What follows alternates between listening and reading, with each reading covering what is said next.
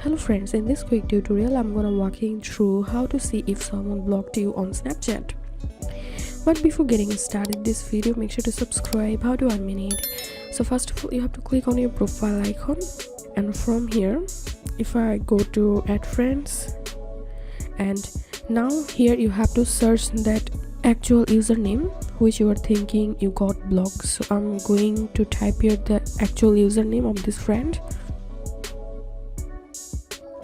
and if you click on search, and here we can see no results is available here, but this is the actual username of that friend. So after putting the actual and correct username in the search box, if you get no results, it's mean they blocked you on Snapchat.